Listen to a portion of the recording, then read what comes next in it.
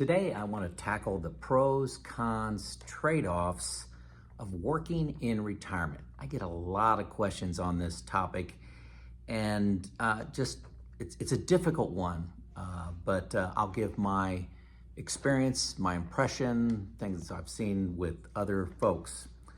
So number one, before we get started, I'm going to talk about a trap. Well, actually, that's at the end. I'm going to talk about a trap of working in retirement. Number two, I'm going to reveal my YouTube revenue for the last 365 days. And number three, as you can tell, I'm not at home. If you've watched my channel for a few years or a few months, I'm in Crater Lake National Park at the Running Y Resort Ranch. Pretty nice place. So let's jump into this, but hang on for that trap and hang on for my YouTube revenue. Number one, let's define what working in retirement is, okay? This is hard to do and it's going to be individual. So this is my definition. First, retire from the 40-hour plus work week. Okay, so that's what you're leaving. And you're driven by money. You need the money to pay the bills, to build your savings, to make all your math work for retirement. So that is what you're retiring from, okay?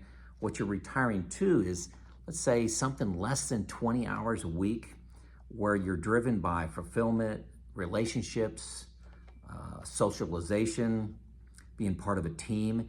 Money is a nice bonus and you like making money and it may be part of your retirement plan, but it's not the primary focus, okay? I know that's loose. Also, you have very flexible hours.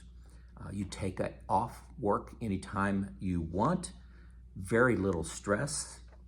Often it's a hobby and something that just brings you joy. I know this is a little fuzzy, but let me know in the comments if this fits your definition of working in retirement. Are you still working and you aren't retired? What is working in retirement? Okay, so I'm interested in your opinion, so give it to me here. So my name is Joe. As you can see, like I said, I'm not at home. I'm in Oregon, and I'm taping these in advance. I got a few hours this evening, and then I release them in the future. So by the time you're listening to this, I'll already be back at home. So what are the pros of working in retirement with this new definition of working in retirement?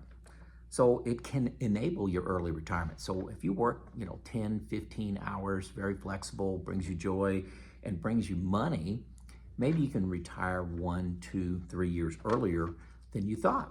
That's a big pro. And the pro, that's very common for folks. Number two, it can enable increased spending in retirement. So you can stay at a little nicer hotel, you can travel a little bit more, upgrade your creature comforts is a big pro of working in retirement. Number three, provides fulfillment, purpose, giving, helping others, socialization. And fourth thing, it can give you a sample of what retirement's like. What are you going to do with all that time if you're only working 2 days a week, say, or 4 hours Monday through Thursday? You'll have a lot of time. What are you going to do with that time? What hobbies are you going to expand on? So it's a way to taste and sample retirement. So cons. Number one, the stress remains. I'm sorry to say this, but the stress remains. You still have deadlines, you still have expectations, you still have an alarm clock. An alarm clock is one of the biggest benefits of being retired. You don't use it. Number two, it gets in the way of hobbies, travel, and anything you want to do on short notice. I had my first grandchild earlier this year. We were able to spend 7 weeks with them so far this year when they lived out of state. I've also taken another 7 weeks of vacation. One of those was very impromptu. It was, we went to Florida with about 3 days notice. So it does get in the way, okay? Work does get in the way of hobbies and fun things to do in your retirement. Number 3, and I think this is true, you challenge me, exercise, sleep, and the health focus is delayed.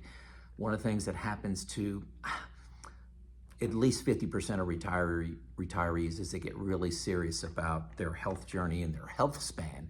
Health span is different than lifespan. A lot of people get those confused. You may live to 85, but you may only be healthy until you're 75, 78. There's a lot of studies and things to read on that. So that is typically delayed if you continue to work. And number 4, and this one's a big one for me, is you're still working in your youngest years. So your youngest and healthiest years typically, I retired when I was 54. It's when you're most active and can do very physically challenging things. Maybe not very, but physically challenging things. We took a hike at Crater Lake today, walking up and down at like 4,600 foot elevation. That can get anybody winded, but I exercise and watch what I eat, and wasn't very challenging at all for me, but most people don't do the hikes in the mountains when they're retired.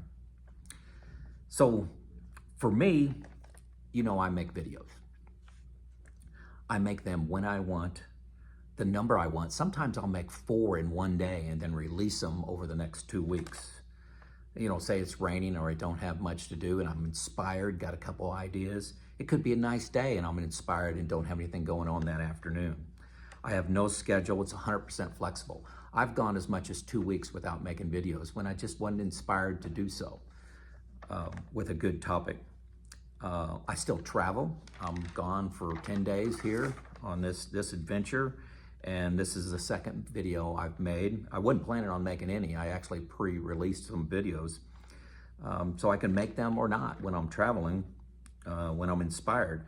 It provides me a sense of fulfillment, purpose, and helping others. I get a lot of comments, and I love those, especially the comments where, Joe, because of you and some of your techniques that you've used to retire early, inspired me, and I'm retiring 1, 2, 3, 4 more years earlier.